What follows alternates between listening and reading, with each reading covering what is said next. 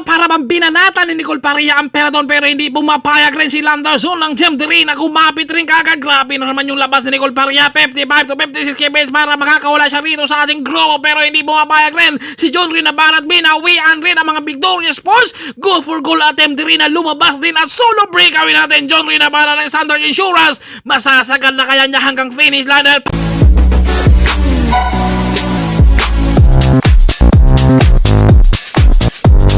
what's up mga Azor? For this video, San Leonardo Cycling Challenge 2026 15th edition. First from the Tour of Luzon, nandito si Bea Fresh. Talaga 1 mil adi kaya pala bigla siyang pumayat at hindi na natin siya nakilala at maraming nagtatanong kung mamaya na natin pag-uusapan yan. At dito muna tayo, balik na sa ating laban ngayon. Nicole Paria, andyan naman si Ian Timbang. Andito rin si Ian Kamingaw. Kahukom, mapapalaban sila rito kay Pacquiao ngayon. Sa ating mga sprinter ay meron tayong mga talagang susunod sa mga yapak din sa ating mga veterano. Kagaya la Ian, Pacquiao. Pero si Pacquiao ay mas nag-iinsayan lagi sa mga trackster, velodrome. Kaya ito, mapapalaban siya ngayon at nandito si Ian. Kumbaga yan yung ating mga inaabangan rin kung dati. Syempre, nanonood lang yan. At saka, ganoon naman talaga sa lahat ng laban. Umpisa pa lang pinapanood mo na yung mga idol mo. Pero talagang darating din naman ang panahon na talagang makakalaban mo sila. Lalong-lalo na kapag ikaw ay may pangarap talaga bilang isang siklista. Kagaya ng Marcelo Felipe, syempre dati ay pinapanood lang yan nila Pacquiao pero talagang nakakalaban nila. Kumbaga sa buhay talaga kasama yan.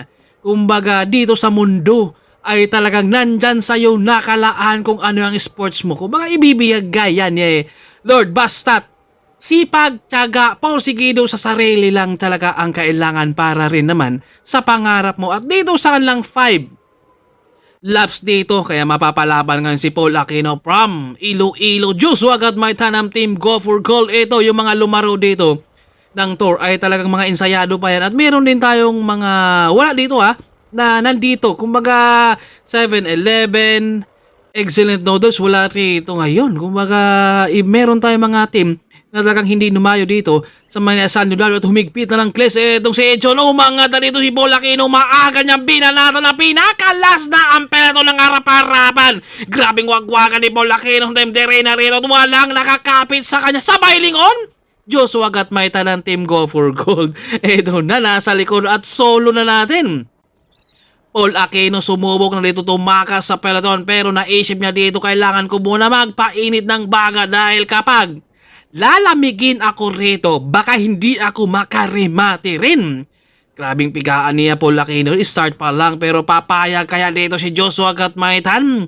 Lizardo ng Standard Insurance, Mark Barolo, nakadikit naman rito ng Victoria Sports. Grabe yung mga pigaan. At sa ating Tour of Luzon 2020 ay hindi ito nakatapos Si Lizardo gawa ng nasiraan ng bike at saka naubusan na siya ng oras pagdating sa finish line. At Mark Barolo, ito na. Dinadala Lizardo, Joshua Gatmaitan, Azor, andyan naman sa likuran si Amor, Renz Bonto. Kumbaga dito ang wala 7-Eleven, Excellent Noodles, lalong-lalo na yung mga import din, wala dito Dahil kung nandito yun ako, magandang laban na naman sana ang ating aabangan. Siyempre, yung iba na nagpapahinga, yung mga talagang paldo daw, sabi nila, kaya wala dito mga Team 7-11 rin. Mark Ryan Lago, nandito na bumanat siya, pero nakadikit naman si John Rin Navarra. Iyan, nandito yung aabangan natin mga sprinter, hindi natin ulit Lago dito. Dahil nakita niya nandito si Ian sa likuran. John Rin Navarra, nakikiramdam din. Kenneth Maramba, umangat rin ng harap-harapan, palitan lang sila at si Amor din.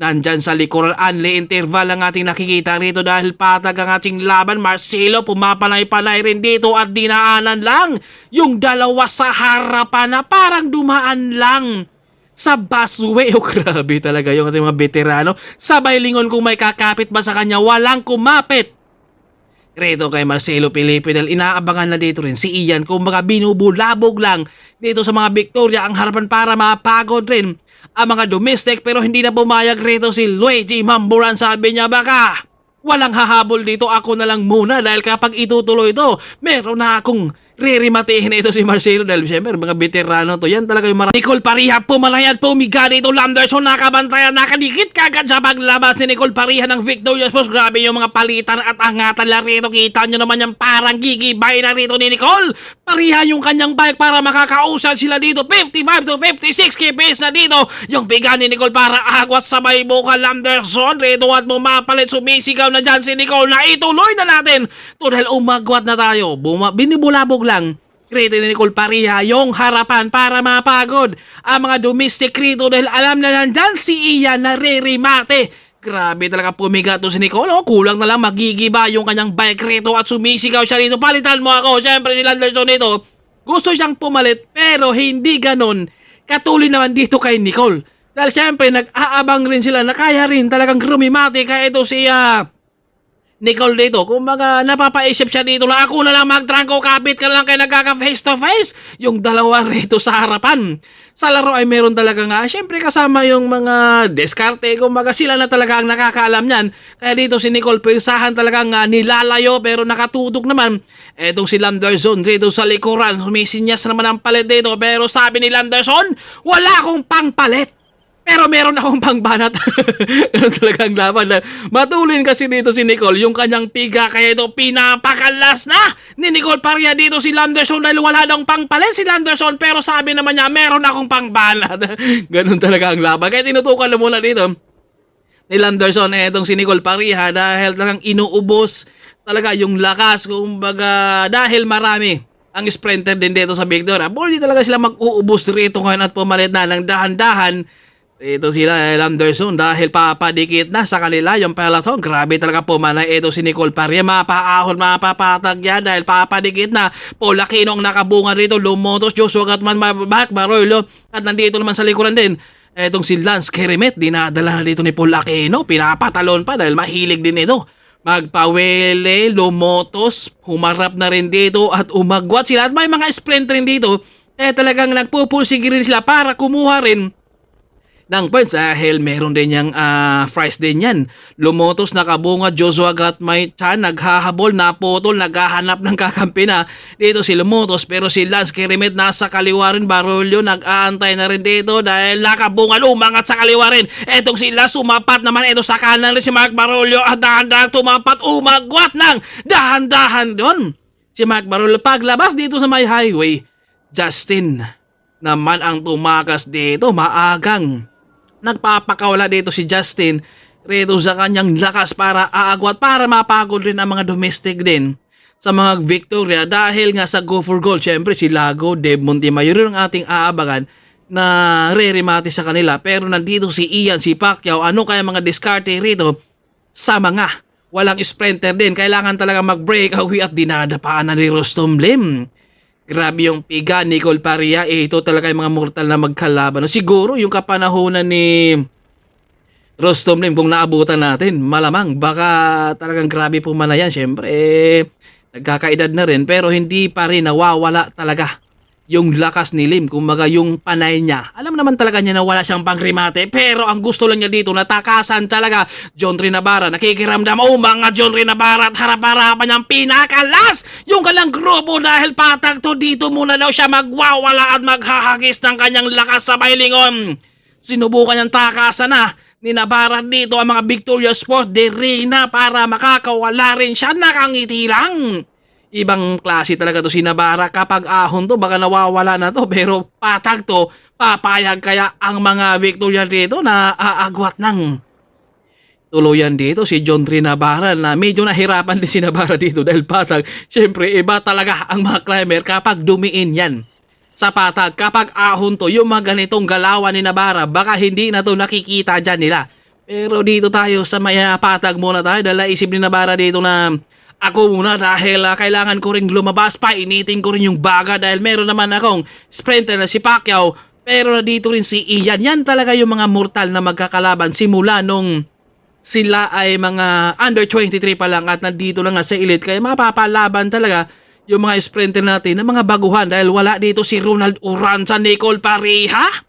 Grabing pigaan talaga niya dito. Kumbaga hindi siya pumapayag. Siya talaga ay nagdo-domestic rito dahil kanina ay medyo hindi natin nakita rito si Edson na siguro wala sa kondisyon kaya likod-likod na muna at ito naputol na ang peloton. Maraming gustong babanat dito at lalabas dahil alam na wala silang pangkrimate pero mahirapan ka rin dahil yung domestic rito na si Nicole Pareha napakatindi talaga humatak sa peloton. Pwede kayong kumapit basta't huwag kayong kumalas. Rostom Lem umangat na naman ang harap-harapan nila, isip niya dito na ako talaga kailangan kong makakawala. Mark Ryan Lago dinahandahan, Polakino lumabas din dahil sa isip niya dito na kailangan kong sumama kapag merong nakakawala at lumotos. Standard Insurance hindi rin siya magpapaiwan rito dahil kapag may lalabas kailangan sumabit para hindi mapuwil sa mga domestic rin na nasa likuran din. Itong si Julian ng Impeded Dry Hub. Grabe yung mga barataan, only interval ang ating makikita lalong-lalo na kapag patag. Dito naman maapoy sa mga domestic dahil kailangan ng protektahan yung kanilang sprinter. Kailangan tsaga, TS, walang gustong magtrangko kaya nagre-recover na sila.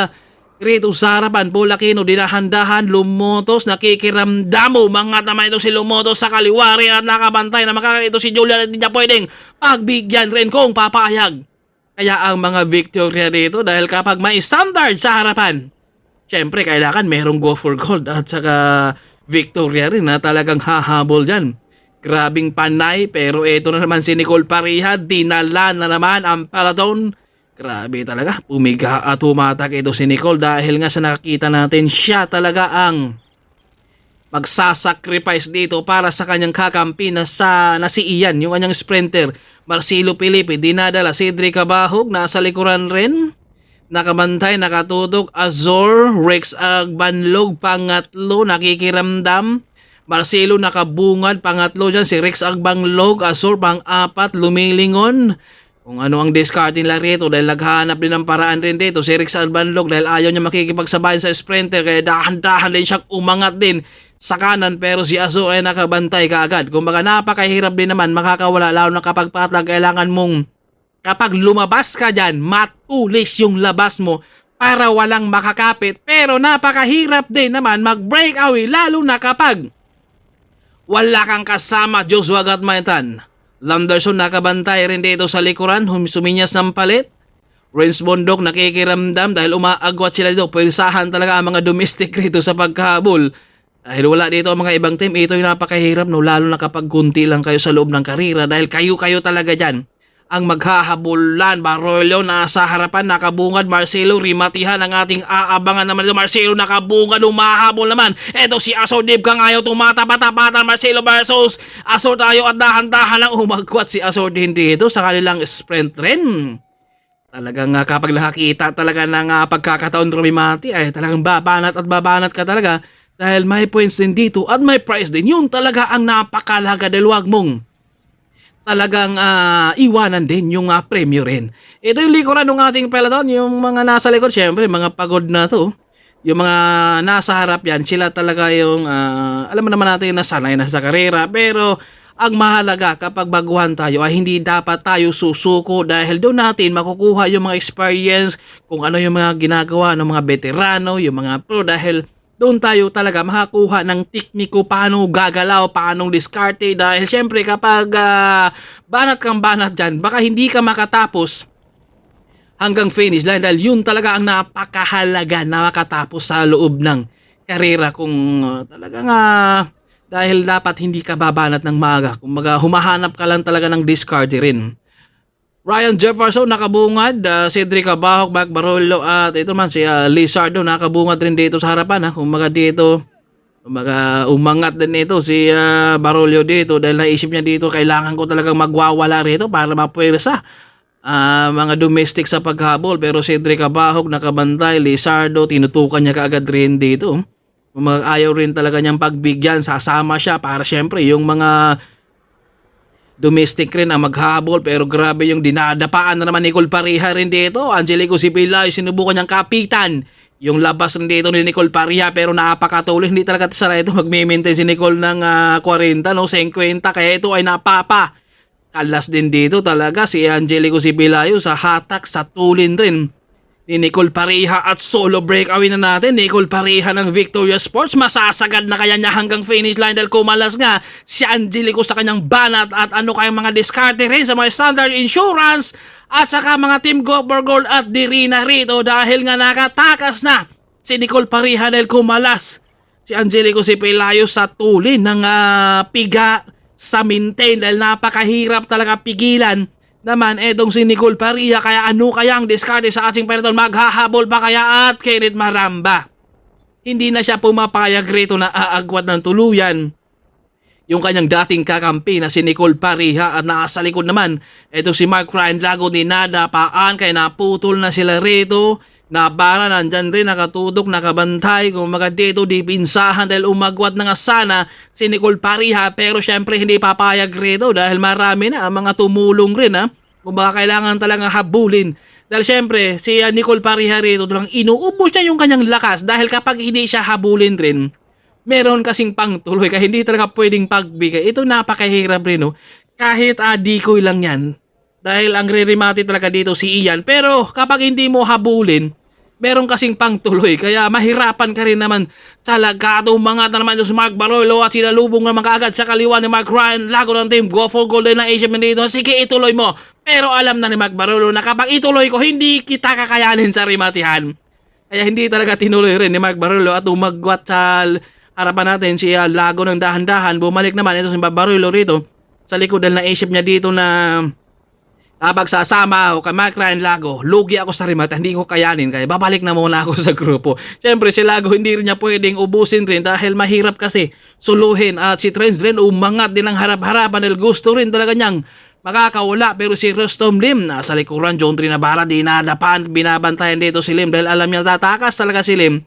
Sasabit at talagang babantay niya dito at Grospe. Kita nyo naman yung mga grugihan dahil patag na patag. Marcelo na harap-harapang dinaanan ng harapan ng peloton na parang dumaan lang sa busway ang tulin rito. Sabi ni Deb, ako ang konduktor, hahabol ako sa'yo. Ibang talagang klase si Marcelo Felipe, no? Talaga nga yung kanyang panay at napakahirap din yan talunin sa lusong. Napakatindi yan. Kumbaga kapag kumalas yan sa ahon, asahan nyo pagdating sa lusong mag-breakaway pa yan. Yan yung mga matinding galawan rin kung mga downhill din ang napakahirap din dahil lahat naman to sila sanay pero pagdating doon sa lusungan meron talagang kabado pero kumaga meron din talaga silang proper training kung paano lumusong at ito yung harapan ng peloton. Kumaga naghahabol sila rito ngayon dahil may nakakawala na. Tatlo sila dito pero binanatan sila ni Rustom Lim.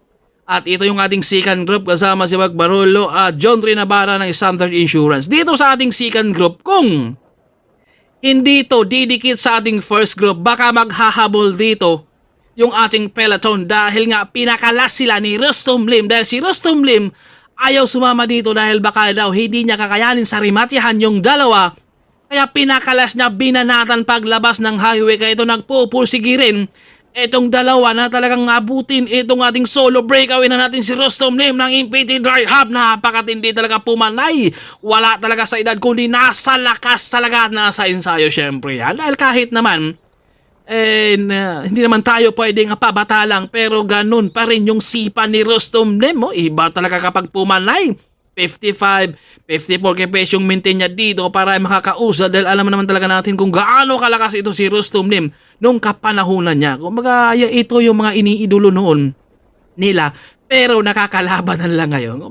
Kasama talaga yan at kailangan lang talaga hindi tayo matakot lumaban sa mga lalakas. Kaya ito solo breakaway natin si Rustom Lim pero meron pang isang ikot. Kung hindi iniwan siguro ni Rustom Lim yung ating dalawa na second group, baka hindi maghabol siguro dahil napakahirap din ito suluhin yung kanyang breakaway dahil meron pang isang ikot. Kaya pinupursige rin dito ni Lim na kapag hindi nyo ako habulin meron akong pangtuloy. Pero alam naman talaga natin na kapag marami, kumbaga mas malakas talaga ang pulsa pero hindi pa talaga sumusuko si Lim dito dahil nasa isip niya dito na kapag kayo ay nagkakabantayan, tinamad kayo maghabol sa akin, itutuloy ko talaga to hanggang finish line at papayag kaya rito ang mga Victoria.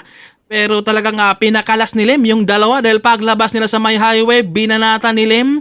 Syempre dahil nga veterano 'to, kumbaga alam niya na baka hindi niya kakayanin yung dalawa at ito ay pagtawid natin rito ay last lap na lang tayo. Pero napakahirap pa itong tiisin na kung masasagad naman ni Rustom Lim hanggang finish line dahil meron pa tayong isang ikot natin rito at dito ay unti-unti nang bumabagal si Lim dahil kailangan niya magre-recover. Second group wala nang gustong magtrangko sa kanila rito. Dahil nga kanina binanatan sila kung hindi iniwan ni Rustom Lim itong dalawa baka hindi na maghabol ang peloton rito. Pero naisip ni Lim na wala akong pangkrimate. Pero meron akong pang breakaway. John Rinabara, kung naghahantay pa sila dito kanina kung sino magtatrangko. Kaya ito, pinoborsige na dito ni Mark Barolo ng Victoria Sports. Dahil sabi niya dito, kailangan kong dumikit rin doon kay Rustom Lim. Pero nandito naman si John Rinabara. Sabi niya, ikaw na muna magtrangko. Dahil patag to. Pero kapag ahon, baka iniwan na kita. Ganun talaga kaya ito. Nagpoborsige talaga dito.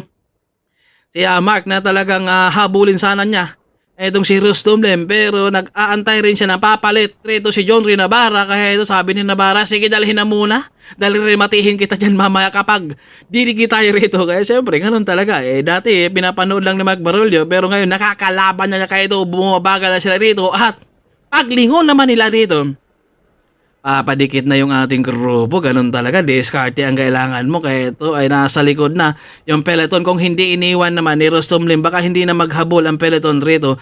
Yun nga lang ay napakahirap talaga tiisin at Nicole Pariha rito, papayag kaya, bit-bit na naman din Nicole Pariha ang isang batalyon rito para abulin at idikit kay Rustom Lim ng MPT Dry Hub. Kita nyo na yung mga dabaan ni Lim, talagang tagong-tago rin. Talaga dito si Dave Montimayo ng Team Go for Gold, Paul Aquino, iyan. Nandito na mga sprinter natin at abangan natin si Pacquiao.